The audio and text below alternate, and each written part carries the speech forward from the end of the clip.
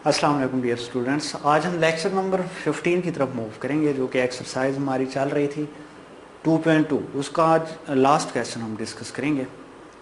इस क्वेश्चन में स्टूडेंट्स को कहता है कि प्रूफ करना है आप लोग ने 1 plus omega 1 plus omega square 1 plus omega power 4 into 1 plus omega power 8 up to 2n factors is equal to 1 कि लेफ्ट हैंड साइड को आप लोगों ने सॉल्व करना है और आंसर आपके पास आना चाहिए राइट हैंड साइड जो कि 1 है।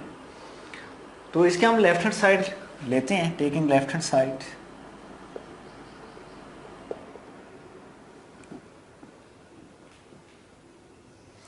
लेफ्ट हैंड साइड में हमारे पास 1 plus omega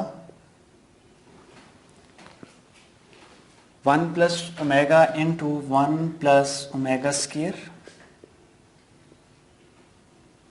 1 plus omega power 4 and 1 plus omega power 8 up to 2n factors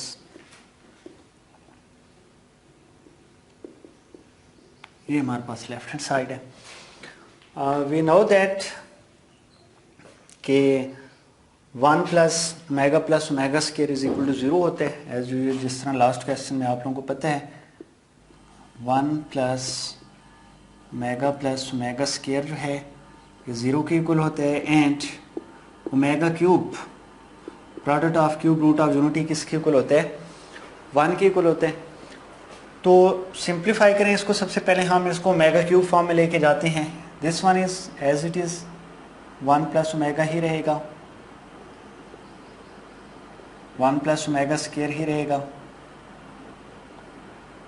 अब ये जो 1 प्लस ओमेगा पावर 4 है इसको हम लिख सकते हैं ओमेगा क्यूब इंटू ओमेगा, क्योंकि 3 plus 1 answer is 4।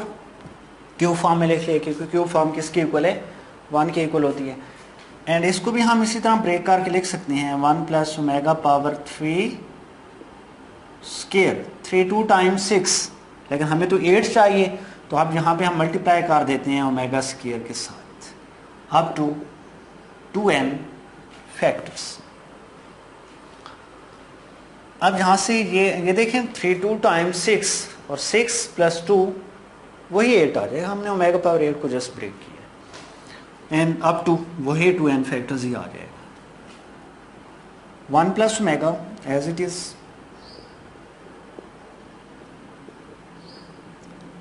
1 plus omega square as it is 1 plus omega cube की जगह पे हम 1 रिप्लेस करेंगे और ओमेगा वैसे ही आ जाएगा। यहाँ पे 1 plus omega cube is 1 square and omega square up to 2n factors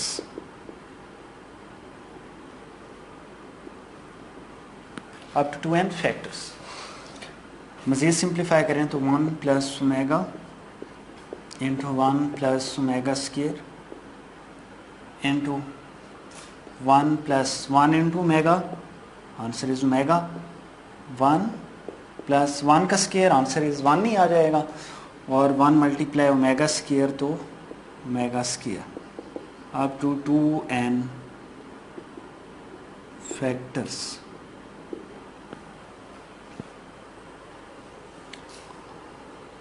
अब स्टूडेंट्स आप लोग यहाँ पे देख रहे हैं कि ये दो term 1 plus omega 1 plus omega square 1 plus omega 1 plus omega square कि ये जो दो टर्म हैं, एक 1 प्लस ओमेगा है दूसरी 1 प्लस ओमेगा स्क्वायर है, यहाँ भी दोबारा 1 plus omega 1 plus omega square ही आ रहा है। तो इसका मतलब है ये जो दो टर्म्स हैं, यहाँ पे 2 लिखा हुआ था कि ये दो टर्म n टाइम तक जा रही हैं, इसकी कोई लिमिट नहीं है। यहाँ पे लिखा हुआ था 2n फैक्टर्स, वाकई हमारे पास 2 फैक्टर ही आ गए हैं। ऐसे ही है, एक फैक्टर ये है एक फैक्टर ये है, तो 2 फैक्टर वही आगे रिपीट हो रहे हैं, वो फिर अगेन आगे आएंगे फिर आगे आएंगे, इसी तरह मूव करते जाएंगे कहाँ तक अप टू n टाइम्स ये जो हैं रिपीट होते रहेंगे। ठीक है, तो ये 2 फैक्टर n टाइम रिपीट होंगे तो इसको हम मज़ीद इस तरह भी लिख सकते हैं 1 प्लस ओमेगा स्क्वायर ये टर्म कहाँ तक जा रही थी, ये दो फैक्टर कहाँ तक जा रहे थे, एन टाइम तक जा रहे थे। तो इसको हम होल पावर में भी लिख सकते हैं, एन को लिख सकते हैं, क्योंकि ये जो दो टर्म हैं, दो टर्म एन टाइम रिपीट हो रही हैं। तो इसका यही मतलब है कि दो फैक्टर एन टाइम, वही मतलब आ गया 2n फैक्टर्स। 2n फैक्टर्स का मतलब यही है कि ये दो फैक्टर एन टाइम तक रिपीट हो रहे हैं। अब इसको हम मज़ीद सिंप्लीफाई कर लेते हैं। 1 इंटू 1 आ जाएगा, 1 इंटू मेगा स्केयर, फिर ओमेगा इंटू 1 ओमेगा आ जाएगा, और फिर omega into omega square omega cube, और होल पावर क्या आ जाएगी, n आ जाएगी। अब हमें पता है कि 1 plus omega square plus omega जो है किसके इक्वल होता है, 0 के इक्वल होता है। तो ये देखें 1 प्लस ओमेगा स्केयर, ये टर्म किसके इक्वल आ जाएगी, 0 के इक्वल आ जाएगी। फिर प्लस ओमेगा क्यूब किसके इक्वल है, 1 के इक्वल है। तो यहाँ पे हम 1 रिप्लेस कर देंगे, और होल पावर क्या आ रही है, n आ रही है। तो 1 प्लस ओमेगा स्केयर की जगह पे 0 रिप्लेस किया है, और ओमेगा क्यूब की जगह पे हमने 1 रिप्लेस किया है, होल पावर n आ रही है। तो 0 plus 1 answer is 1 power n। और हमें पता है कि 1 की जो भी पावर हो, जो भी पावर हम 1 की ले लें, आंसर हमेशा 1 ही होता है। 1 power n answer is 1। Hence prove that right hand side, यही हमने प्रूव करना था कि राइट हैंड साइड पे आंसर क्या आना चाहिए, 1।